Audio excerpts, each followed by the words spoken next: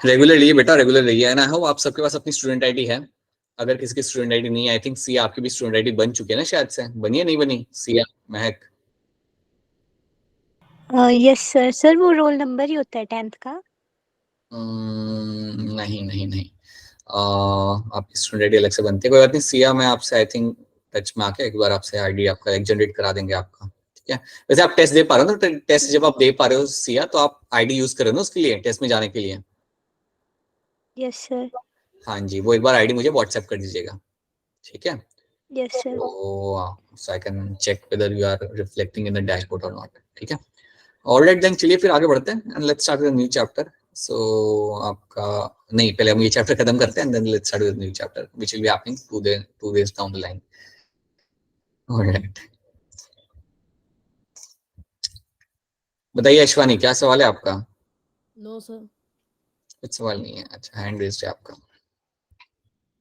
Ashwini test दीजिए, test test नहीं देंगे तो मैं कुछ नहीं कर सकता देन, समझ रहे हो? Nothing I can do then if you don't give test. Alright, so पहले हम ये करते हैं यहाँ पे, role of other organs in excretion. But at least बात करिए निशान सर से, क्या इशू आ रहा है, सो प्लीज डू दैट। बताइए किशोर, क्या सवाल है आपका?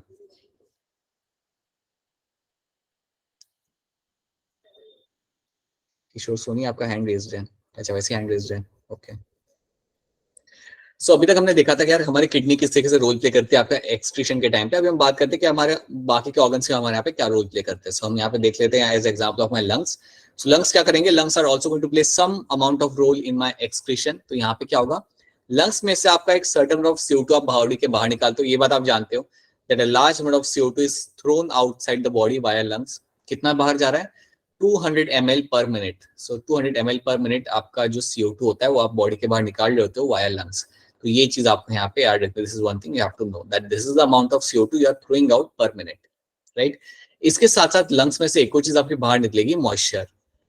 इसके साथ साथ लंग्स में से एक और चीज आपकी जो बॉडी के बाहर निकल रही होती है, दैट इज द मॉइस्चर। और जो मॉइस्चर आपका बाहर निकल रहा है that is actually nothing but water content. So lungs में से जब आप एक्सेल कर रहे होते हो तो थोड़ा सा आपका वाटर कंटेंट भी आपका बॉडी के बाहर निकलेगा। और ये जो वाटर कंटेंट आपका बॉडी के बाहर निकल रहा है, it is going to be around 400 ml per day. So 400 ml water per day आपका बॉडी के बाहर निकलता है फ्रॉम द लंग्स। तो ये बात याद रखना। So that is the amount of content which you are excreting along with the lungs. तो इतनी बात आपको यहाँ पे याद रखनी है, राइट? उसके साथ साथ कुछ वोलेटाइल मटेरियल भी आपका होता है जो लंग्स के साथ बाहर निकल सकता है, will also get eliminated along with the lungs. So that is also something you can just know. Lungs के बाद जो अगली चीज आपके यहाँ पे आएगी, आपके आगे यहाँ पे स्किन। अब स्किन के अंदर आपका लगा होता है यहाँ पे आपका sweat gland and you have a sebaceous gland. अब जब मैं बात करता हूँ मेरे स्वेट ग्लैंड की, तो बेसिकली यहाँ से मेरा आएगा यहाँ पे sweat. So from the sweat, हाँ जी कनिका बताइए, बोलिए कनिका बताइए। No question. So from the sweat gland you will find the sweat will be released. अब जब आपका स्वेट रिलीज किया जाता है आपके स्वेट ग्लैंड से, तो स्वेट में आपको क्या, सो एक चीज याद रखना पहले तो, कि आपका जो पसीना निकल रहा है, या जब अभी तो किसी का पसीना निकल रहा है, अभी आप ठंड का माहौल है, अगर आप गर्मी में भागम दौड़ी कर रहे हो या बहुत गर्मी है तो आपका पसीना निकलेगा। अब स्वेटिंग होने का फायदा ये होता है that it has a role in cooling effect. तो जब भी आपके बॉडी के अंदर स्वेटिंग होगी, जब भी पसीना निकलेगा, it has a positive impact, it plays a role in creating a cooling effect, it creates a cooling effect. अब जब मैं कह रहा हूं कि कूलिंग इफेक्ट यहाँ पे क्रिएट कर रहा है, इसका मतलब यहाँ पे क्या होता है? इसका मतलब यहाँ पे होता है कि आपके बॉडी के टेम्परेचर को कम करने की कोशिश कर रहा है। तो गर्मी में आपका टेम्परेचर बढ़ जाएगा, भागम दौड़ी आप कर रहे हो, बाहर खड़े हो धूप में, टेम्परेचर थोड़ा राइज होगा, तो उसको नीचे लाने के लिए आपका स्वेटिंग होना चालू होता है। अब ये जो आपका स्वेट होता है which has a impact in the cooling effect, ये बेसिकली आपका यहाँ पे इसके अंदर क्या क्या कंटेंट होता है। तो मेन पर्पस है it is going to be cooling effect, but इसके अंदर होता क्या है, what are the content I will have in the sweat. तो स्वेट को अगर आप ध्यान से देखोगे या स्टडी करोगे, so it will have certain content. इसके अंदर आपको मिलेगा आपका यहाँ पे water, certain amount of salt like your NaCl आपको मिल जाएगा, यहाँ पे सॉल्ट आपको मिल जाएगा, you will have a small amount of urea, right? And then you can have a small amount of lactic acid as well. ये सारी चीजें बॉडी के बाहर रिलीज की जाती है along with the sweat. So sweat के साथ साथ ये सारा कंटेंट आपको बॉडी के बाहर निकल जाता है। NaCl, small amount of salt, small amount of urea, बल्कि सॉल्ट तो काफी अच्छा होता है, यूरिया काफी कम होता है, and then you have a small amount of lactic acid as well. तो ये सारा कंटेंट आपको मिलेगा स्वेट के अंदर, और ये सारा कंटेंट आपकी बॉडी के थ्रू, लाइक स्वेट ग्लैंड्स के थ्रू ये बाहर निकल जाता है। तो ये चीज आप यहाँ पे याद रखना, this is all coming from the sweat gland. उसके साथ we will have your sebaceous gland, जिनको आप इवन कहते हैं एज अ ऑयल ग्लैंड, इनको आप इवन कहते हो एज अ ऑयल ग्लैंड। अब ऑयल ग्लैंड या सेबेशियस ग्लैंड में से बेसिकली आपके यहाँ पे ऑयली सिक्रीशन आपका निकलेगा। अब जो सिक्रीशन सेबेशियस ग्लैंड से निकल रहा होता है उसको हम बोलते हैं यहाँ पे एज अ सीबम। तो जो सिक्रीशन आपका सेबेशियस ग्लैंड से निकल रहा होता है उसको हम बोलेंगे यहाँ पे एज अ सीबम। ये एक ऑयली सिक्रीशन होता है, it is going to be oily secretion. Something happened to the laptop was like ये अभी नहीं काम करना 2 मिनट के लिए। Alright. So there will be oily secretion coming out from the skin and that is going to be called as sebum. अब अगर आप नोटिस करोगे तो आपने कभी देखा होगा कुछ लोगों की स्किन काफी ऑयली होती है, कुछ लोगों की स्किन अगर आप देखते हो तो it is going to be quite oily, right, चिपचिपी होती है। That is all because of the sebum, that is all because of the sebum. और बेसिकली आपके स्किन के ऊपर, फेस के ऊपर तो आपको काफी ज्यादा ये देखने को आपको मिल जाता है। तो याद रखना sebum is going to be oily secretion, और ये आपका आ रहा है from the sebaceous gland, this is all coming from the sebaceous gland. अब जब आपके सेबेशियस ग्लैंड से आ रहा है तो इसके अंदर भी आपको कुछ कुछ कंटेंट आपको मिल जाता है। It will have small amount of hydrocarbon, sterols, ये सारे वेस्ट प्रोडक्ट आपकी बॉडी के बाहर निकाले जाते हैं अलॉन्ग विद द सीबम। ठीक है, तो पहले याद रखना कि ये सीबम क्या है आपका, ये जो ऑयली सिक्रीशन जो है आपका उसे हम कहते हैं सीबम। ये कहाँ से आ रहा है? From the sebaceous gland, right, जो आपको फेस पे मिलेगा, इवन स्किन पे भी आपको मिल जाता है इसके ग्लैंड, बट फेस पे आपको इसका काफी प्रोमिनेंटली आपको मिल जाएंगे आपको देखने के लिए। एंड इनके सिक्रीशन के अंदर भी कुछ वेस्ट प्रोडक्ट आपको देखने के लिए मिल सकता है, will see on the next slide. तो देखो यहाँ पे क्या लिखा हुआ है, sweat produced by a sweat gland is a watery fluid containing NaCl, small amount of urea, lactic acid, right? Primary function क्या है मेरे स्वेट का? कूलिंग इफेक्ट, ये इसका मेन काम होता है, cooling effect on the body surface. It also helps in the removal of, ये आपकी इवन मदद करता है in the removal of some of the waste mentioned above, ये कुछ वेस्ट को बॉडी के बाहर निकालने में भी आपकी मदद करता है, जो हम यहाँ पे मेंशन किए थे। NaCl हो गया, यूरिया हो गया, लैक्टिक एसिड हो गया, इसको बॉडी के बाहर निकालने में ये आपकी करेगा यहाँ पे मदद। That is what my sweat is known for, ये मेरे स्वेट का यहाँ पे काम होता है। सिमिलरली मैं बात करता हूँ मेरे सेबेशियस ग्लैंड के बारे में, तो सेबेशियस ग्लैंड में मेरा जो कंटेंट आ रहा है बाहर उसे हम कहते हैं सीबम। और सीबम में आपको क्या क्या मिल जाएगा? You will have sterol, hydrocarbon and waxes. ये 3 चीजें आपको मिलती है आपके ऑयली सिक्रीशन के अंदर। So oily secretion will have a sterol, hydrocarbon and waxes which are coming from the sebaceous gland, right. और ये जो ऑयली सिक्रीशन होता है ये आपके स्किन को एक कवरिंग प्रोवाइड करता है, it provides a protective covering to the skin, ठीक है, जो आपका निकल रहा है यहाँ से। So this secretion provides protective oily covering for the skin. तो ये 2 ग्लैंड याद रखना, इनमें से भी कंटेंट बाहर निकलेगा और ये कंटेंट के थ्रू आप काफी ज्यादा वेस्ट को भी आप बॉडी के बाहर आप निकाल सकते हो। So these are my sweat glands and sebaceous gland. तो ये भी एक बहुत ही सिंपल टर्म है जो आप यहाँ पे याद रख सकते हो। Then you have the liver. Then अगला टर्म आपके यहाँ पे आ रहा है लिवर। अब लिवर एक आपका सबसे लार्जेस्ट ऑर्गन है आपके बॉडी के अंदर। So liver is going to be the largest organ inside the body, या largest gland inside the body. Now what it does, अब इसके अंदर भी काफी चीजें बनाई जाती है, इसके थ्रू भी आप काफी चीजें आप बॉडी के बाहर आप निकालोगे। तो याद रखना, liver is known for the formation of the bile, liver is known for the formation of your bile. Bile formation में लिवर आपकी करता है आपके यहाँ पे मदद। अब ये जो बाइल होता है ना, बाइल को अल्टीमेटली आप डाल देते हो आपके डाइजेस्टिव ट्रैक के अंदर। बाइल को आप अल्टीमेटली क्या करते हो, बना के क्या करते हो, आप उसे डालोगे इनसाइड द डाइजेस्टिव ट्रैक्ट। बताइए बेटा क्या क्वेश्चन है आपका? बाइल क्या है? बता रहा हूँ ना मैं यहाँ पे। So bile will be formed by the liver and bile will be sent into the digestive tract. ठीक है, अब bile जो आपके यहाँ पे बनाया जा रहा है आपके लिवर के अंदर, that bile is known to have number of things, और ये करता क्या हम यहाँ पे समझते हैं, ठीक है। So आपका जो bile यहाँ पे बनाया जाएगा इसके अंदर आपको मिलेंगे कई सारे कंटेंट। इसमें आपको हम इसे 2 पार्ट में डिवाइड करते हैं। सो bile will have 2 things. Let's say इसके अंदर आपको मिलता है एक कंपोनेंट आपका होता है bile salts, वैसे आपको इतना याद रखने की जरूरत नहीं है, और एक होता है आपका इसके अंदर bile pigments, So bile will have two things. It will have a bile salts and it will have the bile pigments.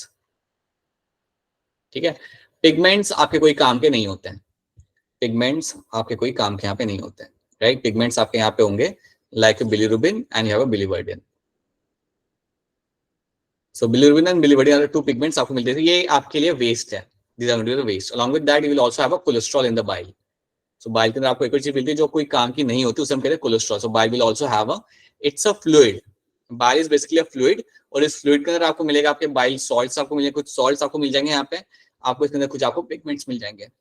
Pigments का कोई काम नहीं होता, salts जो होते हैं bile juice के अंदर जो bile salts होते हैं उनका कोई काम होता है यहाँ पे. अब जो salts मेरे यहाँ पे होते हैं इनका बेसिकली काम होता है, they play a role in the fat digestion. तो मैं यहाँ पे शॉर्ट में लिख सकता हूँ राइट साइड के अंदर कि आपका जो बाइल यहाँ पे रहेगा, बाइल के अंदर आपका, या मैं डायरेक्टली लिख सकता हूँ that bile will have a role in my fat digestion में, ये आपकी मदद करता है, ये मेरी मदद करता है इन माय फैट डाइजेशन के अंदर. आपको ये बात यहाँ पे याद रखनी है कि बाइल जो आपकी मदद कर रहा है फैट डाइजेशन के अंदर, उसके अंदर क्या होता है जो मेरी फैट डाइजेशन में मदद करे, that's my salt. Again it's not that important to be remembered, but याद रखना कि बाइल का काम होता है फैट डाइजेशन के अंदर, ठीक है. और बाइल के अंदर जो बाकी की चीज होती है जैसे पिगमेंट हो गए मेरे यहाँ पे, कोलेस्ट्रॉल हो गया, ये कोई काम का नहीं होता. अब अगर ये जो मेरी चीजें यहाँ पे बाइल पिगमेंट्स मेरे यहाँ पे हो गए, बिलिरुबिन मेरा हो गया यहाँ पे, एक हो गया मेरे यहाँ पे biliverdin and then you have a cholesterol over here, ये जो मेरे यहाँ पे पिगमेंट्स है दे हैव नो रोल, इनका कोई काम नहीं होता. तो इनको आप क्या करोगे, इनको आप बॉडी के बाहर निकालोगे. तो अगर मैंने मेरे बाइल को डाइजेस्टिव ट्रैक्ट के अंदर डाल दिया तो सिंपल सी बात है बेटा कि मेरे अनडाइजेस्टेड वेस्ट के साथ ये बॉडी के बाहर निकल जाएगा. It will come out from the body along with my undigested food. तो जो भी आपका अनडाइजेस्टेड फूड होता है उसके साथ साथ आपका ये सारे के सारे पिगमेंट आपके बॉडी के बाहर निकल जाएंगे. अब ये सब तो बाहर निकल ही रहा है, मतलब बाइल, बिलिरुबिन, बिलिवर्डिन, कोलेस्ट्रॉल तो बॉडी के बाहर निकल रहा है, उसके साथ साथ degraded steroid hormones, vitamins and drugs. So liver क्या करता है, जो भी आपके ब्रेक डाउन करे हुए मेरे स्टेरॉइड हार्मोन्स होते हैं, विटामिन्स होते हैं और ड्रग्स होते हैं, उनको भी आप बॉडी के बाहर निकाल देते हो. कैसे, ये सारे कंटेंट को आप भेज दो आपके डाइजेस्टिव ट्रैक्ट के अंदर, ठीक है. आपने डाइजेस्टिव ट्रैक्ट में भेज दिया, ये सारा कंटेंट आपका वैसे कोई काम का है नहीं, वो आपके अनडाइजेस्टेड फूड के साथ, मतलब फीकल मैटर के साथ वो बॉडी के बाहर निकल आ जाएगा. तो ये चीज आपको यहाँ पे याद रखनी है that a bile will have, या बाइल जूस विल हैव, या बाइल जो आपका कंटेंट होता है, बाइल का जो आपका लिपिड होगा बाइल नाम का, उसके अंदर आपको दो चीजें मिलती हैं, सॉल्ट या पिगमेंट. इतना अगर आपसे याद नहीं रह रहा, आप इतना याद रखना कि बाइल का काम क्या होता है फैट डाइजेशन के अंदर. बट वो डाइजेशन में कौन हेल्प कर रहा है यहाँ पे, बाइल सॉल्ट्स. बाकी जो आपकी जो बाइल पिगमेंट्स हैं उनका कोई काम नहीं होता, जैसे बिलिरुबिन, बिलिवर्डिन. और इसके साथ साथ it will also have the cholesterol and all the other thing which I have mentioned, degraded steroid hormones, vitamins and drugs. और इन सबको आप बॉडी के बाहर निकालते हो along with the undigested food. So most of these substances are ultimately pass out along the undigested waste and that is what you find happening with the bile. तो ये काम मेरा यहाँ पे लिवर करता है. So लिवर ने यही चीज करनी है और इसके थ्रू जो काम की चीज नहीं है उसे वो बॉडी के बाहर निकालेगा. तो ये चीज आपको यहाँ पे मालूम होनी. So this is also one thing you should be clear to all of you. क्या ये बात आप सबको यहाँ पे समझ आ रही है? Is this thing clear to all of you? Yes sir. ठीक है, बाकी लड़कियों को यहाँ पे समझ आ रहा है? Yes, sir. Yes, sir. Right, all the other girls, Anuradha, Ayushi and all the people over here. कथा मत सुनो, बताओ समझ आ रहा है नहीं आ रहा, right? Please let us know. This is something you have to all remember over here, right? So this is our liver and liver इस तरीके से आपके कंटेंट को लाइक बाहर निकलेगा. तो अगर इसको शॉर्ट में तुम याद रखना चाहो तो ऐसे याद रखना, you have a liver, right? Liver बनाता है आपके यहाँ पे बाइल, लिवर बनाता है तुम्हारे यहाँ पे बाइल. अब मैं आपसे पूछ रहा हूँ कि बाइल का काम क्या होता है, तो आप क्या बोलोगे? Digestion. Fat को इतना याद रखना है, ठीक है. अब उसी बाइल के अंदर काफी सारा अनवांटेड काम चीजें भी होती है. सो it will all this bile also will have the unwanted content या वेस्ट भी होता है इस बाइल के अंदर. एक तो होता है सॉल्ट जिसका काम होता है डाइजेशन, उसको भूल जाओ. वेस्ट में क्या क्या मिलेगा आपको इसके अंदर? बिलिरुबिन, बिलिवर्डिन और कोलेस्ट्रॉल. बिल्कुल सही. सो मैं शॉर्ट मिलता हूँ यहाँ पे. I will have the pigments over here. Pigments मुझे यहाँ पे मिल जाएंगे बिलिरुबिन और बिलिवर्डिन वाले. Then I will have over here the cholesterol, वो यहाँ पे मिल जाएगा. And then I can also have a degraded vitamins, steroid hormone and drugs. ठीक है, सो विटामिन याद रखना, विटामिन ब्रेक डाउन करे हुए हैं, तोड़े हुए हैं, यूजफुल नहीं है, तोड़े हुए हैं, ब्रेक डाउन करे हुए vitamin, drugs and even your steroid hormones. और ये सारी चीजें अब आपकी निकलेगी आपके बॉडी के बाहर अलॉन्ग विद अनडाइजेस्टेड फूड के साथ, ठीक है ना। This is something we have done. तो ये सारे मेरे एक्स्ट्रा ऑर्गन्स है और इनका यहाँ पे इस तरीके से आप उन्हें यूज कर सकते हो आपके सिक्रेशन के लिए। बहुत ही सिंपल टॉपिक है, एनसीईआरटी वाली चीजें ही हमने यहाँ पे मेंशन की हुई है, प्लीज इन्हें याद रखना। अगर कभी स्टेटमेंट में आ गया तो इसको आपको आंसर करना आना चाहिए। इस टॉपिक में से डायरेक्ट क्वेश्चन नहीं बनता जनरली ये, लेकिन यहाँ पे जो स्टेटमेंट देके रखी हुई है वो स्टेटमेंट आपकी आ सकती है स्टेटमेंट वाले क्वेश्चन के अंदर। तो इसलिए you have to remember all दो स्टेटमेंट्स ओवर हियर जो आपके सामने यहाँ पे देख रखी हुई है, राइट। सो इसका आंसर बता दो जल्दी से, अनम्यूट करके फटाफट सब लोग, क्या होगा इसका answer? D, all of this. All of these. Option D over here becomes the correct answer. So it contains all of this. Yes, बिल्कुल सही बात है, राइट। ये सब तो हम ऑलरेडी देख चुके हैं यहाँ पे, we have seen all those things question पहले के क्लास में। सो चलिए लेट्स स्टार्ट विद डिसऑर्डर। अब हम यहाँ पे हमारी स्टोरी स्टार्ट करेंगे जहाँ पे हम बात करेंगे हमारे डिसऑर्डर के बारे में। तो यहाँ से थोड़ा ध्यान देना क्योंकि यहाँ पे अंडरस्टैंडिंग वाला पार्ट आता है। सो अगर आपके अंडरस्टैंडिंग वाला पार्ट अगर आपका यहाँ पे क्लियर है तो आपको वो कितना भी कुछ क्वेश्चन आपको घुमा के वो लोग पूछेंगे नीट के अंदर, आप उसे सॉल्व कर पाओगे। So you have to be very very very like careful while understanding the topic over here. तो इस पे तरफ ध्यान दो और क्वेश्चन टॉपिक खत्म होने के बाद पूछो, right. Don't unless and until you don't understand something that's a different thing, but please don't ask some like, सुन लो पहले ध्यान से and then ask your questions. So this is something you will be finding over here. So let's talk about my uremia. So uremia की हम यहाँ पे बात करते हैं। अब जब भी आपके सामने टर्म आएगा यूरेमिया ना, तो आपने पहली चीज यहाँ पे याद रखनी है, this simply means high amount of urea in the blood. इसका सिंपल मतलब यहाँ पे होता है you have a high amount of urea in blood. That condition is called as my uremia. In a simple language, high concentration of urea in the blood, that's called as my uremia. अब आप मुझे कोई hand raise करके मुझे बताओ कि अगर आपको ऐसी कंडीशन मिलती है ब्लड के अंदर, so इसका मतलब क्या होता है? Like what you can interpret after looking at a high amount of urea in the blood. अगर आपको यूरिया मिल जाए ब्लड के अंदर ज्यादा, तो आप क्या कंक्लूड कर सकते हो इससे?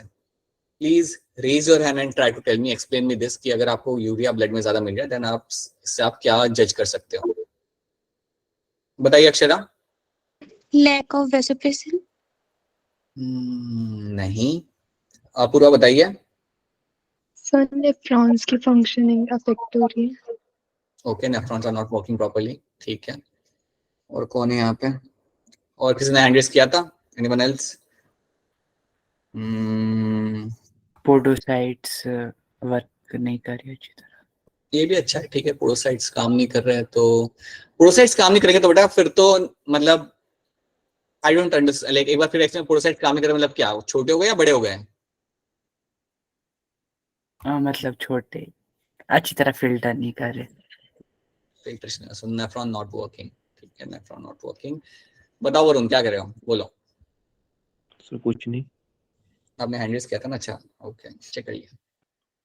So nephron not working, or I can simply say that over here that you can have a kidney not functioning properly, ये हो सकता है। So kidney not functioning, or I can say kidney not working. अगर आपका kidney यहाँ पे काम नहीं कर रहा है या किडनी माल फंक्शन आपके यहाँ पे कर रहा है, देन होगा क्या कि सिंपल सी बात है, जो यूरिया आपका बॉडी के बाहर निकल जाना चाहिए था वो आपका इसके अंदर इंक्रीज होगा। So you will have a high amount of urea in the blood, right.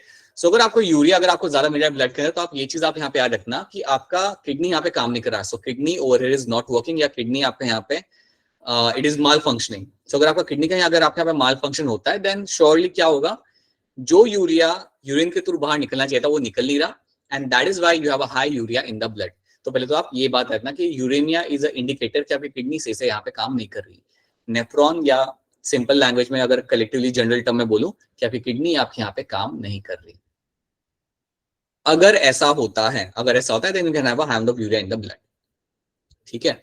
और अगर किसी को ये कंडीशन होती है then it is a matter of concern. अगर आपको याद रखना, अगर आपका यूरिया ब्लड के अंदर ज्यादा है, then this urea can interfere with other organs. ये जो यूरिया होगा ये आपका प्रॉब्लम क्रिएट करेगा। याद रखना, अगर यूरिया ज्यादा होता है आपका बॉडी के ब्लड के अंदर, then this urea can affect the working of other organs, can affect the functioning of functioning of other organs.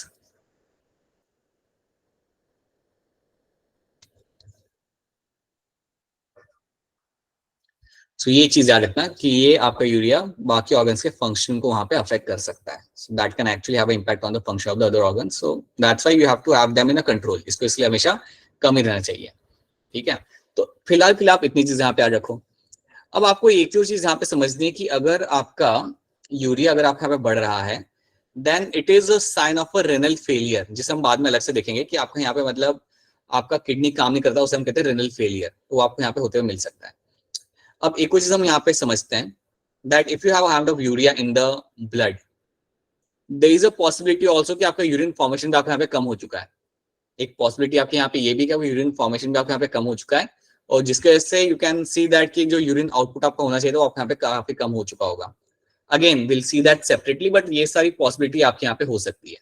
तो फिलहाल तो इतना रखो कि urea means high amount of urea in the blood, and that simply means कि मेरा kidney यहाँ पे मेरा सही से काम नहीं करा. सो kidney is not working properly over here, और उसकी वजह से मेरा यहाँ पे यूरिया का कंटेंट मेरे यहाँ पे ज्यादा होगा ब्लड के अंदर. Now let's talk about my renal calculi. तो इतना ही याद रखना फिलहाल के लिए यूरिया के लिए. फिर इसके रिलेटेड जो टर्म्स है मैं आपको आगे समझाता हूँ. फिलहाल आप इतना याद रखो. Now let's talk about my renal calculi. अब रेनल कैलकुली के अंदर क्या होगा, लेट्स सी दिस. ये भी एक बड़ा ही सिंपल सा कंडीशन है. You have your renal calculi.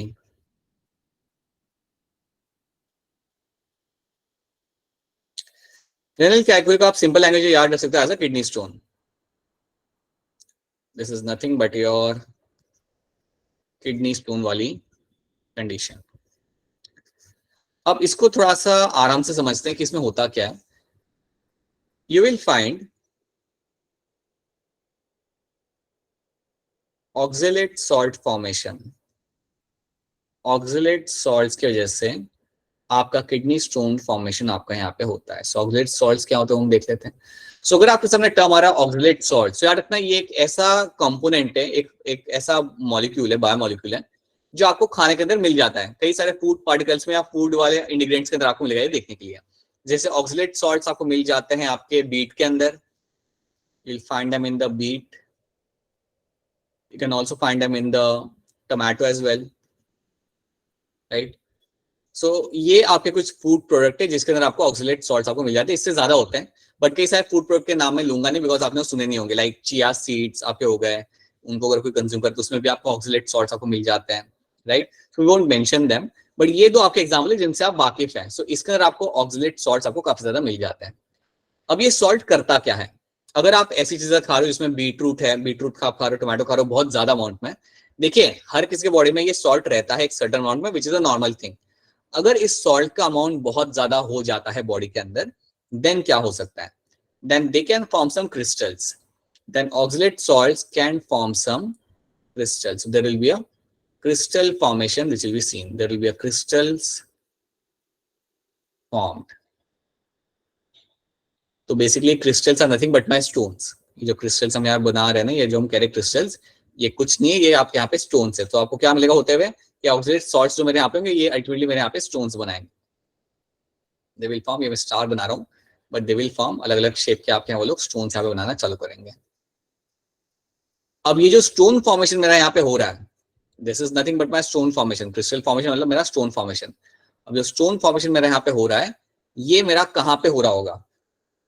This stone formation is something. Apurva you have a question क्या? अच्छा, आप आंसर देने के लिए आपने हैंड रेज किया था. This stone formation is something which will be happening in the either in the ureter or you can find happening in the bladder. Ureter या ब्लैडर के अंदर आपके स्टोन फॉर्मेशन आपके वहां पे लग जाएंगे. तो यार इतना स्टोन फॉर्मेशन करने के लिए आपके यहाँ पे ऑक्सलेट सॉल्ट्स आपके यहाँ पे होते हैं, और उनके वजह से आपके यहाँ पे स्टोन फॉर्मेशन आपका होगा. So ultimately this oxalate salts are only the one which will form the crystal formation. आपके इनमें से होगा, and those crystals are nothing but my stones. Simple language है, उन्हें हम स्टोन्स बोलेंगे. तो ये जो स्टोन फॉर्मेशन मेरा यहाँ पे हो रहा है, it is happening in my ureter and in the bladder. ये स्टोन फॉर्मेशन मेरे यहाँ पे जो हो रहा होगा, दिस विल बी हैपनिंग इधर in the ureter and the bladder. कहीं भी आपका हो सकता है.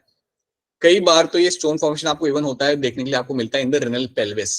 ये कई बार आपका रेनल पेल्विस में भी आपको ये होते हुए आपको मिल जाता है, बट कॉमनली आपको होता है यूरिनरी ब्लैडर में होते हुए। अब अगर ये स्टोन फॉर्मेशन आपके बॉडी में हुआ, राइट, एक और मैं चीज ऐड करना चाहूंगा, if you have excess of protein in the diet, you have a excess of protein, even excess of protein diet, अगर डाइट में बहुत ज्यादा अमाउंट अगर प्रोटीन है तो वो भी आपके लिए कंसर्न हो सकता है, उसकी वजह से भी आपका यहाँ पे आपका स्टोन फॉर्मेशन आपका यहाँ पे हो सकता है। अगर इन कंडीशन के अंदर अगर आपका स्टोन बनता है तो उसके वजह से क्या होगा ना, if someone has a issue of a kidney stone, तो क्या आप मुझे बता सकते हो, बिकॉज हिमाचल में kidney stone formation is a very common thing, हर दूसरे घर में किडनी स्टोन का इशू होता है, ये बात आपने नोटिस की होगी, ऑब्वियसली आपने नोटिस किया, आप वहां से आप सब लोग बिलोंग करते हो। यू टेल मी कि अगर किडनी स्टोन फॉर्मेशन होता है तो जनरली उसके सिम्टम्स क्या होते हैं? एनीवन? ब्लड में यूरिन में ब्लड आना। ठीक है, एक यहाँ पे आपका लिख देता हूँ मैं आपका यहाँ पे, that you can have blood in urine, और Pain during urination. Pain duration, और उसके पहले भी बहुत ज्यादा pain, you will have like it's like excruciatingly painful condition will be seen happening over here. तो पेन आपके यहाँ पे क्या होगा, you'll have a pain in the lower back, so you'll have a pain in the lower back, so lower back में आपको यहाँ पे पेन मिलेगा, right? वही पेन आपका जो लोअर बैक में आपको मिल रहा है यहाँ पे, it will move towards the pelvis, वही पेन आपका पेल्विस तक आपका पहुंच जाएगा। सो आपका जो पेल्विक एरिया होता है आपका यहाँ पे, I should write pelvic area, the pelvic area में भी आपका ये पेन आपका पहुंच जाएगा आपका आगे बढ़ते हुए। So in the pelvic area also will have this pain. तो बेसिकली यहाँ पे होता क्या है कि आपका पेन पीछे से होना चालू होगा बैक वाले एरिया में, लोअर बैक वाले एरिया में से, and now the pain will come forward and towards the pelvic area, right, and then towards the gonad, जहां पे आपके गोनाड्स होते हैं, even in that area you will have the pain. So gonads वाले area में भी will have the pain. So testicles वाला area के अंदर भी आपको यहाँ पे excruciatingly painful condition आपके यहाँ पे हो जाती है, right? So it is actually a very very very painful condition अगर किसी को होती है तो। And now it depends कि आपका किडनी का साइज, सॉरी आपके स्टोन का साइज कितना है। अगर आपके स्टोन का साइज काफी बड़ा होता है, जो आप पता कर सकते हो वो है सोनोग्राफी। तो अगर किसी को किडनी स्टोन का इशू होता है then they have to go for a sonography, then doctor आपको रेकमेंड करेगा कि आपको करना क्या है फ्यूचर में। अगर आपके स्टोन का साइज काफी छोटा है तो generally with the medication you can dissolve the stone and वो आपको बॉडी के बाहर निकल जाएगा। अगर आपके किडनी स्टोन का साइज काफी बड़ा है then you might possibly have to undergo surgery. So वही चीज आपका डॉक्टर में रिकमेंड करता है as per your size of the stone, ठीक है। तो ये चीज आपको याद रखनी है। एंड जनरली इसके बनने का एक रीजन ये भी होता है कि लोग पानी कम पीते हैं। अगर आप पानी कम पी रहे हो, अगर आपका डाइट हाई प्रोटीन वाला है, अगर आप पानी कम पी रहे हो, even that is again a condition जिसके वजह से आपके बॉडी के अंदर आपका स्टोन फॉर्मेशन आप यहाँ पे हो सकता है। तो ये चीज आप यहाँ पे याद रखना, that is what I will finding happening in my renal calculi, that is a kidney stone formation. यहाँ पे क्या होगा, आपके ऑक्सलेट सॉल्ट्स जो होते हैं, जनरली आप जो खा रहे हो उसमें आपको ऑक्सलेट सॉल्ट्स मिलेंगे, यही सॉल्ट्स आपका क्रिस्टल फॉर्मेशन कर सकते हैं and that will lead to, that actually means your stone formation, right. तो अगर किसी को किडनी स्टोन होता है तो ट्रीटमेंट के बाद डॉक्टर रेकमेंड करता है कि ये चीजों का ध्यान रखो, ये चीजें खाओ, ये चीजें आप मत खाओ, so that kidney stone formation now. So basic treatment या basic जो आपको advice मिलेगी वो आपकी ये रहेगी that you have to drink an ample amount of water so that there is no chance of kidney stone formation. तो इतनी बात याद रखना, और याद रखना it is like excruciatingly painful and you will have a blood in the urine as well अगर kidney stone का issue होता है तो। जैसे कि अबू ने बोला even during the passing urine you will have a extremely painful condition आपको मिलेगी, आपको देखने। अरे अगर यूरिन पास नहीं भी कर रहे even then you will have a, it is going to be quite painful, ठीक है। So ये बात आपको यहाँ पे याद रखने। This is what you will get to see happening in my renal calculi or what you call it as a kidney stone formation. So इसको हम थोड़ा सा देख लेते हैं यहाँ पे, इस कारण में और यहाँ पे क्या लिखा हुआ है, let's try to see that. Renal calculi in a simple terms you call it as a like kidney stone, इसे हम यहाँ पे कहते हैं। Mass of crystallized salts formation happen within the bladder or ureter. So crystallized salts आपके यहाँ पे बनेंगे। Oxalate salt formation will be seen. So oxalates में से ही आपके oxalate ion में से ही आपके यहाँ पे क्रिस्टल्स आके बनेंगे and that are nothing but my kidney stones. अब जैसे कि यहाँ पे मेंशन किया था that you will have a blood in the urine, तो अगर आपका इफ यू हैव, तो इसी कंडीशन में आपको क्या मिलेगा, you will have a blood in urine, you have a blood in urine तो एक बात आप यहाँ पे याद रखना कि अगर आपको ये कंडीशन मिलती है then this condition is called hematuria. इसको हम इवन कहते हैं as a hematuria. So hematuria basically means what कि आपके यूरिन के अंदर आपको ब्लड मिल रहा है देखेंगे। तो अगर आपके सामने एक सैंपल आता है यूरिन का, उसे आप ऑब्जर्व करते हो, आपको क्या दिख रहा है, इस यूरिन के सैंपल के अंदर you will have a small amount of blood.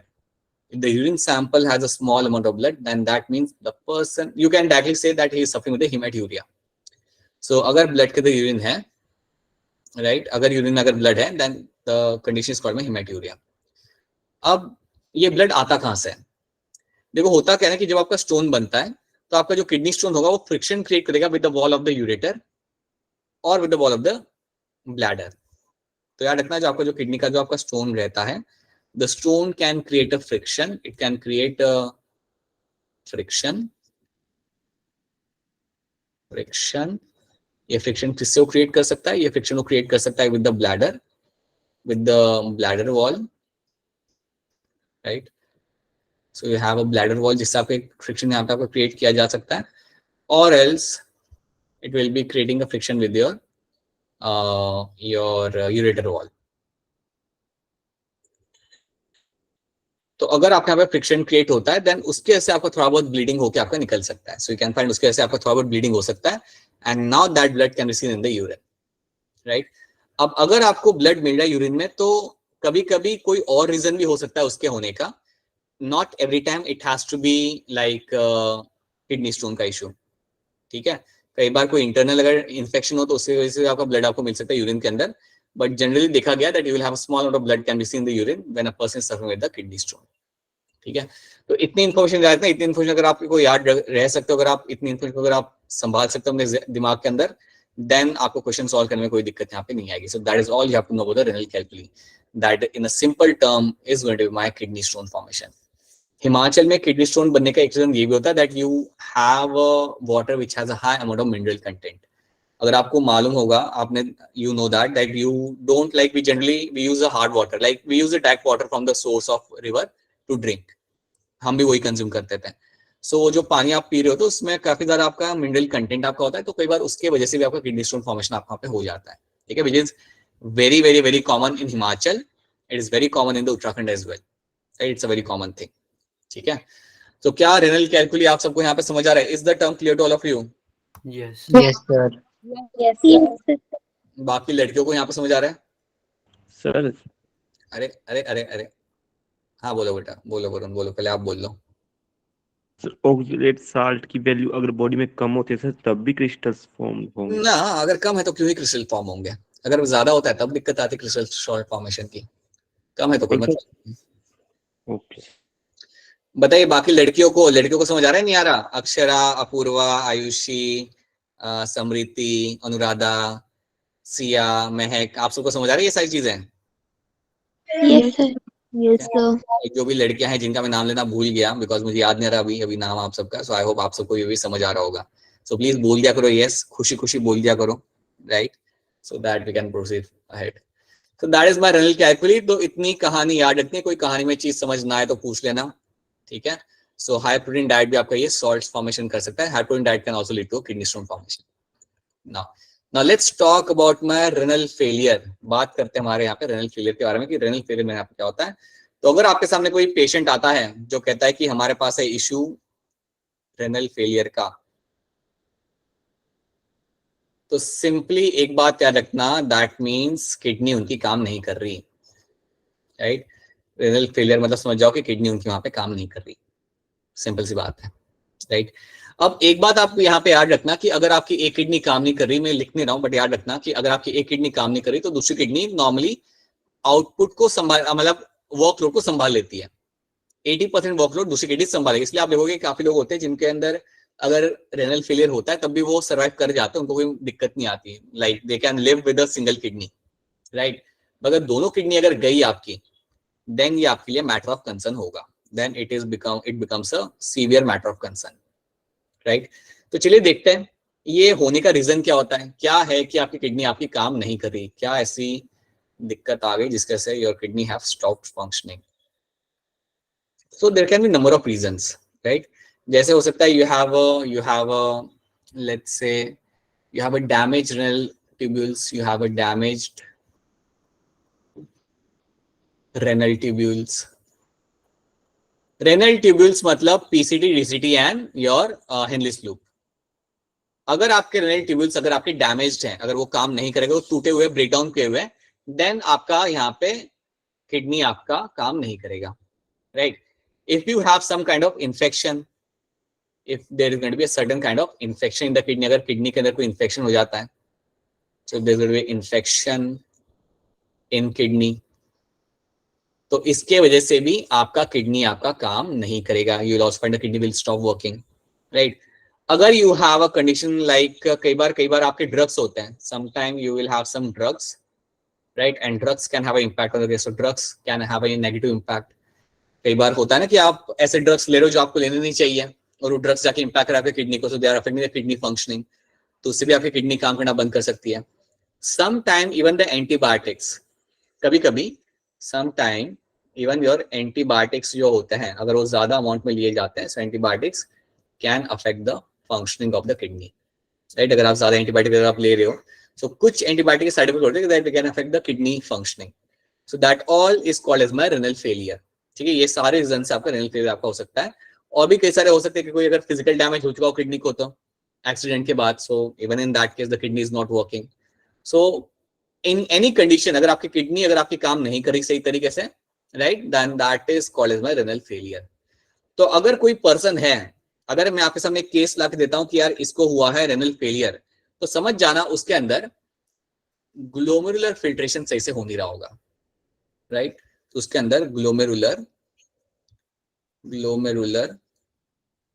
filtration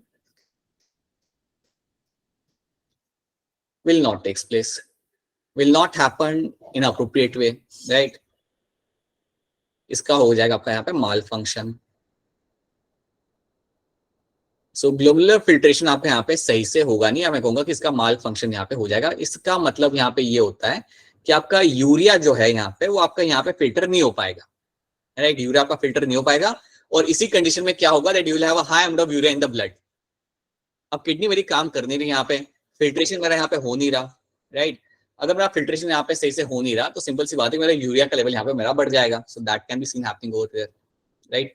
अब एक और बात याद रखना कि रेनल फेलियर होने का एक और रीजन हमने देखने के लिए मिलता है when you have a low blood volume. हाँ, ये भी याद रख लो, this can also happen when you have a low blood volume. अगर आपका ब्लड वॉल्यूम लो रहेगा, if you have a low blood volume, then even in that case what will happen कि आपका फिल्ट्रेशन हो नहीं पाता. even in that case what will happen कि आपका ग्लोमेरुलर फिल्ट्रेशन आपका हो नहीं पाएगा. अगर आपका फिल्ट्रेशन हो नहीं रहा, सिंपल सी बात है बेटा कि आपका यूरिया बॉडी के बाहर निकल नहीं रहा, उसके साथ साथ यूरिन फॉर्मेशन आपके यहाँ पे काफी कम हो जाएगा. Urine formation is going to be very less. So याद रखना, you will have a less amount of urine formation will be seen. Will find less urine formation, less urine formation will be observed. So urine formation आपका यहाँ पे हो जाएगा बहुत ज्यादा कम. अब कितना कम डिपेंड करता है. कई बार ऐसा होता है बेटा कि आपका यूरिन फॉर्मेशन इतना कम हो जाता है, it is less than 50 ml. कई बार ऐसा होता है that you have a condition कि आपका यूरिन फॉर्मेशन आपका बहुत कम हो जाएगा. You can have a condition like your 50 ml और लेस, 50 ml और लेस. अगर इतना कम यूरिन आपका बना रही है आपकी body, then that condition is called as my anuria. अगर आपकी बॉडी बना रही है, अगर आपके किसी पेशेंट की बॉडी बना रही है 50 ml या उससे कम जितना यूरिन, देन उस कंडीशन को हम बोलेंगे यहाँ पे एन्यूरिया. ठीक है, बहुत कम हो गया आपका यूरिन. आप जानते हो एक दिन में कितना यूरिन नॉर्मली बन जाता है आपकी बॉडी के अंदर?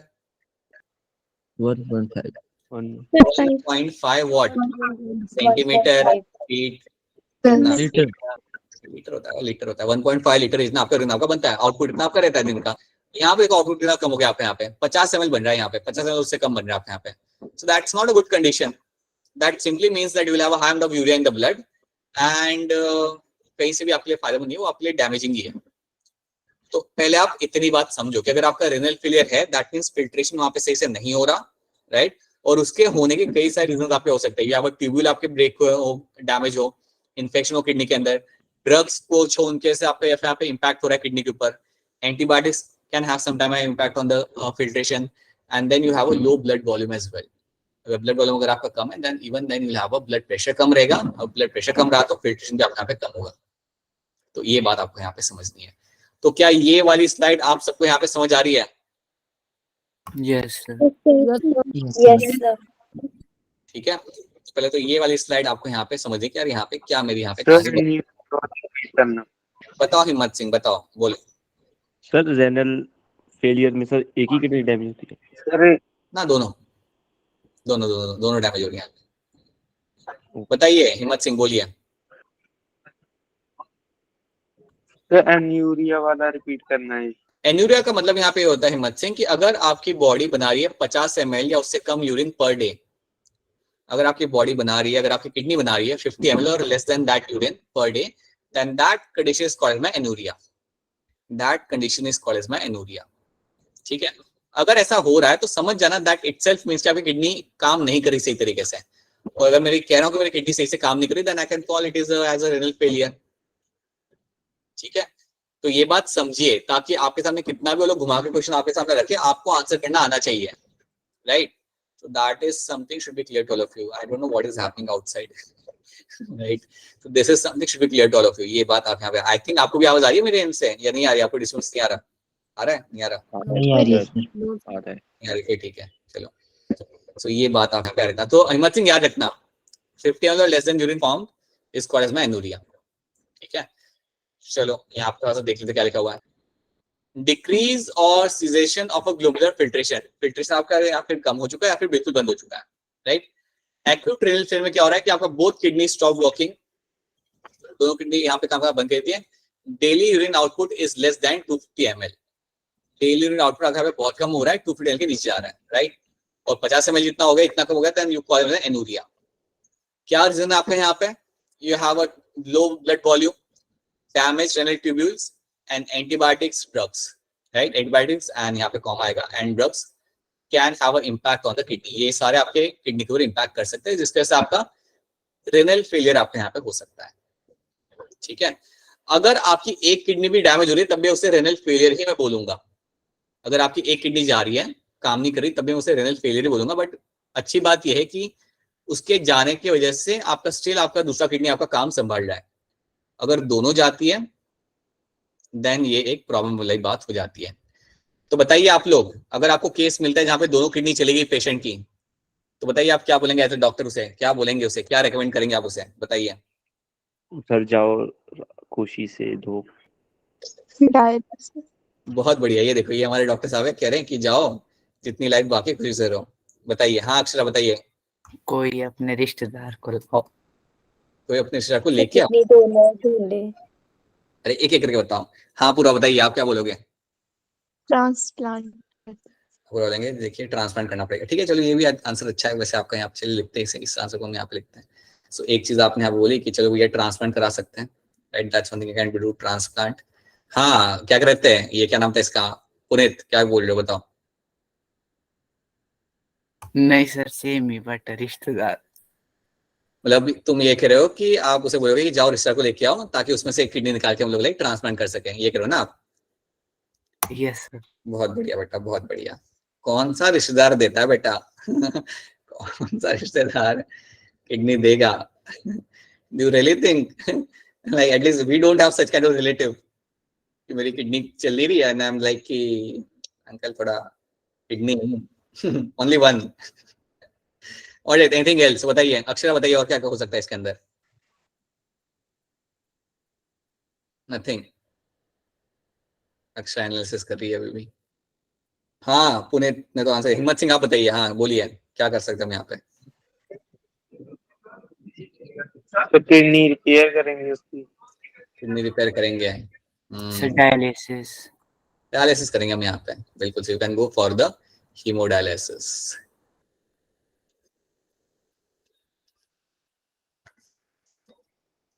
ये चीज की जा सकती है। बताइए अक्षरा, बताइए। Artificial kidney. वही हो गया बेटा, हीमोडायलिसिस हो गया, वही है, सेम चीज है।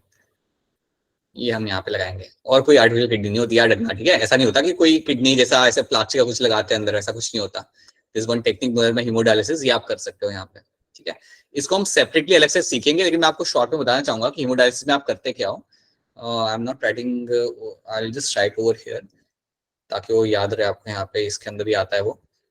सो जब आप बात करते हो हीमोडायलिसिस के बारे में ना, तो आप यहाँ पे आप बेसिकली आप वो जो पेशेंट होगा ना, उस पेशेंट के अंदर से आप ब्लड को निकालोगे और उस ब्लड को आप करोगे फिल्टर. सो यह वो मशीन बेसिकली, उस मशीन के थ्रू आप उस ब्लड को फिल्टर करते हो और उसी ब्लड को आप वापस बॉडी के अंदर आप भेजते हो.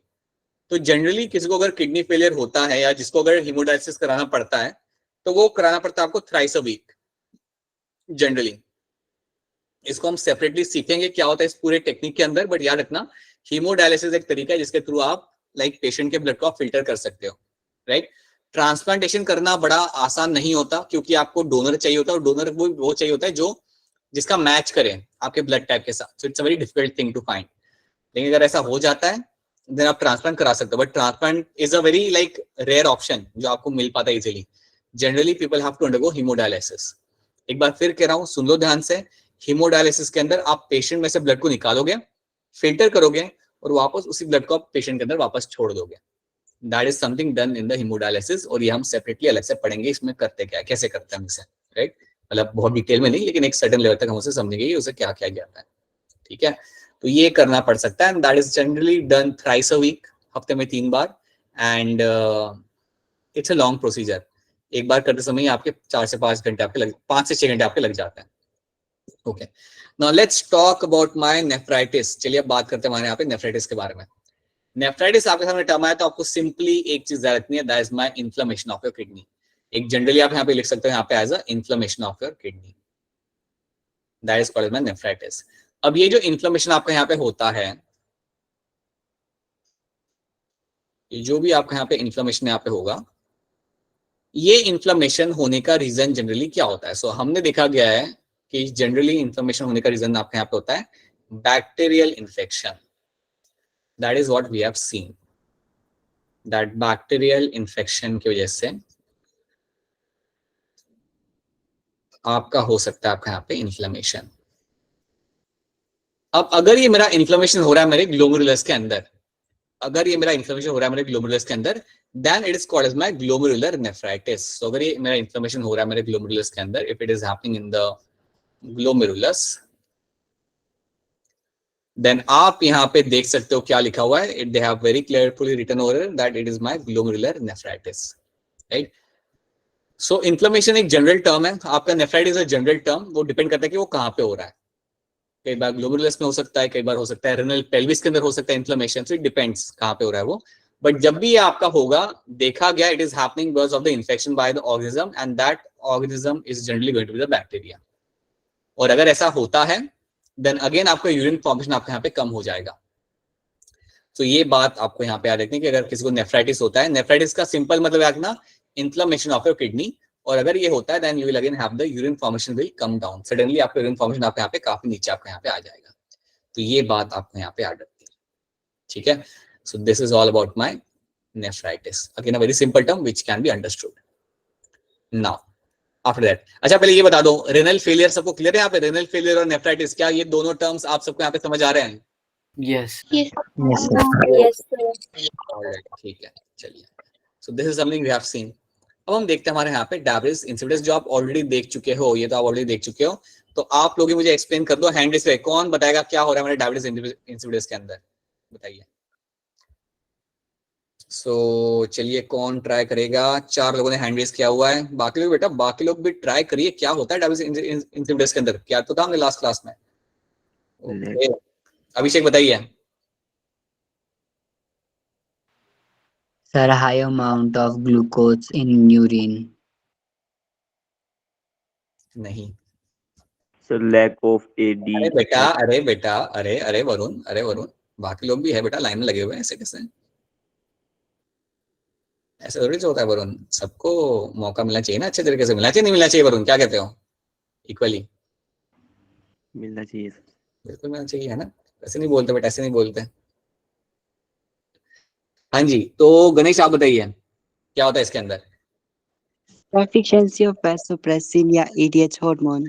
ठीक है, तो एक बार आपने यहाँ पे सही बोली गणेश, लैक ऑफ ADH और vasopressin,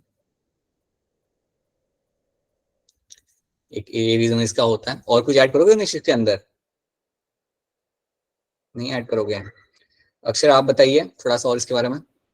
Sir, formation of dilute urine. Formation of dilute urine, ठीक है, so will have a formation of dilute urine. और बताइए अपूर्वा, और बताइए इसके अंदर और क्या हो सकता है? So excess of water is present in urine, around 14 to 15 liters. ठीक है, so excess of urine output, so excess of urine output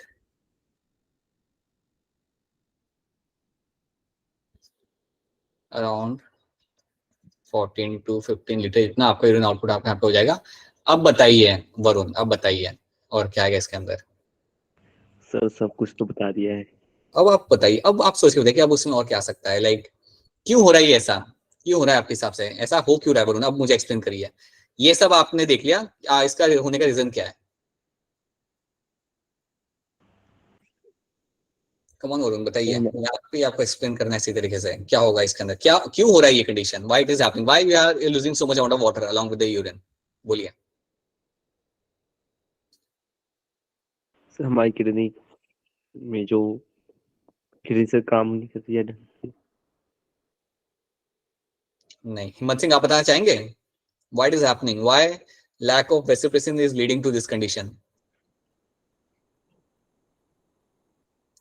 explain नहीं करते, हाइपोथैलेमस प्रोड्यूस नहीं कर रहा है। राइट, वो बात ठीक है कि वो नहीं आ रहा है आपका, वो नहीं आ रहा है तो उससे क्या हो रहा है?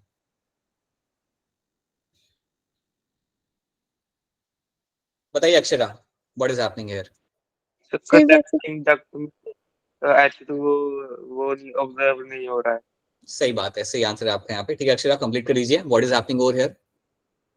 सर वैसोप्रेसिन नोन होता है रीअब्सॉर्प्शन ऑफ वाटर के लिए और ये यूरिन को ज्यादा कंसंट्रेटेड बनाता है। अगर ये आ नहीं रहा है तो वाटर वैसे रहेगा और वो डाइल्यूट बनेगा यूरिन। और ये कहाँ पे जाके एक्ट करता था वैसोप्रेसिन मेरा? Collecting duct. Right, and also DCT as well, but main target collecting duct होता है, बिल्कुल सही, बिकॉज आपका वाटर रीअब्सॉर्ब आप कर ही नहीं रहे, आप कलेक्टिंग डक्ट डीसीटी से आप वाटर रीअब्सॉर्ब कर ही नहीं रहे, and because of that what is happening कि आपका सारा पानी आपका बॉडी के बाहर निकल रहा है along with the urine. So it is known for reabsorbing water from collecting duct and the DCT, जो हम ऑलरेडी पढ़ चुके हैं, ये नई बात नहीं है, ये हम लोग पढ़ चुके हैं। सो that is the rule of my vasopressin, वो हो नहीं रहा तो इसलिए आपका ज्यादा पानी आपके यहाँ पे बाहर निकलेगा। अब मुझे यहाँ पे इसके सिम्टम्स बताइए, सिम्टम्स आप मुझे बताइए, इसके कॉन्सिक्वेंसेस जनरली आपके यहाँ पे क्या होते हैं? Anyone can tell me that? बताइए अक्षरा। सर जो पर्सन होगा वो डिहाइड्रेटेड रहेगा। Right, so dehydration becomes one of the concern over here, very good. And एक और मैं ऐड करना चाहूंगा यहाँ पे कुछ चीज, the person will constantly feel thirsty, the person will constantly feel thirsty. So thirst या थर्स्टी फील करना are the two common things which I'll be finding happening over here. तो ये दो चीजें आपको यहाँ पे होती मिलेगी if a person is suffering from diabetes insipidus, right? इसका इंसुलिन या ग्लूकोज के साथ कोई रिलेशन यहाँ पे नहीं है, आपको बस इतनी बात यहाँ पे याद रखनी है, ठीक है? और याद रखना, अच्छा मेरा सवाल है आपसे यहाँ पे, वैसोप्रेसिन कहाँ पे स्टोर किया जाता है? बताइए अपूर्वा। Post pituitary. और बनाया कहाँ पे जाता है? Hypothalamus. ठीक है, right, very good. So that is what you find in the diabetes insipidus में, आपको ये सब होते हुए आपको यहाँ पे मिल जाएगा। So you will have a dilute urine formation आपको यहाँ पे मिलेगा, happens because of a lack of ADH, intense thirst, काफी थर्स्टी फील होगा पर्सन को, and loss of 14 litre of urine per day, ये आपको होते हुए वहां पे आपको मिल जाता है। सो that is what happens in my diabetes insipidus. तो इतनी बात आपको यहाँ पे ऐड रखनी है, ठीक है? So this is what we have done. अब एक और इसमें बाकी करना, दैट इज माय ग्लाइकोसूरिया, जो हम ऑलरेडी पढ़ चुके हैं। तो इसको आप कल खुद ही एक काम करो, ग्लाइकोसूरिया लो एज अ होमवर्क क्या है बेटा, 5 मिनट का होमवर्क, ये खुद से पढ़ के इसको आप कल एक्सप्लेन करना अच्छे से, क्योंकि इसको मैंने ऑलरेडी एक्सप्लेन किया हुआ है आपको लास्ट क्लास में, याद करना, इसको मैंने ऑलरेडी एक्सप्लेन किया हुआ है। सो आप ही मुझे से एक्सप्लेन करेंगे एंड देन फिर हम लोग यहाँ से आगे बढ़ेंगे, right? So that is something we have done. एक दो क्वेश्चन हम यहाँ पे लगा सकते थे, we have some time. Question number 49 का वैसे ही अनम्यूट करके आंसर बता दो सब लोग जोर से। 49 का आंसर यहाँ पे क्या होगा? Hematuria. Hematuria. ऑप्शन है अल्कोपेट। गलत आंसर बेटा आपका, गलत आंसर है। Option C है सर। आपको मिल चाहिए 25। Option C. Option C है sir. Option C over here becomes the correct answer. Hematuria is becomes my correct answer over here, right? RBC मतलब blood in the urine, right? That's my hematuria is going to be a correct answer over here. Now, ये वाला question ध्यान से करना. A condition of failure of kidney to form urine is called as. Anuria case है. ना hand raise करो, नहीं सुनना ही नहीं है मुझे, हैंड रेस करना पड़ेगा इसलिए आप सबको. A condition of failure of kidney to form urine formation आप यहाँ पे हो नहीं रहा जितना होना चाहिए, हो नहीं रहा सही से. So अब बताइए इसका आंसर यहाँ पे क्या आएगा. So अंजू क्या लग रहा है इसका answer? Sir option A. Ganesh आपको क्या लग रहा है? Option A. Ashwini? Sir option बोलो बोलो सर बताइए.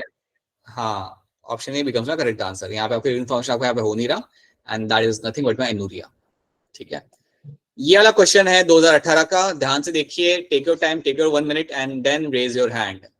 इसका आंसर सब लोग देंगे मुझे यहाँ पे. सिंपल सा क्वेश्चन है आपका यहाँ पे. Maths following. अब तो इतना मैथ्स फॉलोइंग करने के बाद you should to get all of you should get a correct answer. चलो बहुत बढ़िया, काफी लोगों ने हैंड रेस कर दिया है. महक क्या लग रहा है, क्या होगा इसका answer? A. Mahak option A. Then अभिषेक क्या लग रहा है आपको इसका answer? Sir, option 4th. Alright. Divyanshu? So option D. Siya आपको क्या लग रहा है? Sir option D. And Kanika आपको? Sir option D. कनिका चलिए हेल्प कर दीजिए. तो ग्लाइकोसूरिया मेरा यहाँ पे किसके साथ मैच करेगा? सो ऑप्शन फोर्थ के साथ. ठीक है, प्रेजेंस ऑफ ग्लूकोज के साथ मैच करेगा मेरे यहाँ पे. फिर गाउट, चलो कनिका सोचे कि गाउट क्या रहा है, कुछ भी नहीं मालूम, तो इसको हम करते इग्नोर. मुझे बताओ सी किसके साथ मैच करेगा? रेनल कैलकुलस किसके साथ मैच करेगा? सर सेकंड के साथ. Mass of crystallised salt with the kidney, बिल्कुल सही, that is my kidney stone formation. और मेरा ग्लोमेरुलर नेफ्राइटिस किसके साथ मैच करेगा? सर थर्ड के साथ. Inflammation of my glomeruli. अगर आपको ये तीन भी मालूम हो, अगर आपको ये बी वाला आप जानते ना भी हो, तब भी कोई दिक्कत वाली बात नहीं है, आपको आंसर आपको मिल जाता है and that is my option D over here. ठीक है, सो ऑप्शन डी मेरा बनेगा यहाँ पे करेक्ट आंसर. ठीक है, तो ध्यान से करिएगा. सो it is my correct answer. So option D becomes my right and ये था आपका सिंपल सा मैथ्स फॉलोइंग. ठीक है, याद रखना हमेशा मैथ्स फॉलोइंग में कुछ एक तो ऐसा होगा टर्म जिसके बारे में आप नहीं जानते, आपने सुना नहीं होगा, या फिर वो दूसरे चैप्टर का होगा, ये दूसरे चैप्टर का है, तो तब भी आप आंसर निकाल सकते हो, कोई झंझट वाली बात नहीं है. बाकी तीन चीजें आपके सामने है लगी हुई वहां पे, you can come up with the answer, right? So that is going to be your option D. तो ये सब हमने यहाँ पे देख लिया. तो आई होप यहाँ तक चीजें आप सबको यहाँ पे समझ आ रही है. So we have done few things आज के क्लास में. We have done some disorders, we have done other excretory organs inside the body. कल के क्लास में हम डिसऑर्डर जो बाकी हम कंप्लीट करेंगे, जो एक दो ही बाकी है. We have to explain the haemodialysis and then will jump on to the counter current mechanism. वो हम सीखेंगे, वो एक इंपॉर्टेंट टॉपिक है, वो हम कल सीखेंगे, राइट? So max to max Wednesday तक आपका चैप्टर खत्म हो जाएगा and then we can start the new chapter, right? So बताइए अगर कोई सवाल है तो प्लीज अपने सवाल अपने आप मुझे पूछ सकते हो. If you have any question please go and ask your questions. अगर कोई क्वेश्चन नहीं है तो आपका लेक्चर यहाँ पे खत्म होता है. Will catch you again tomorrow at the same time. So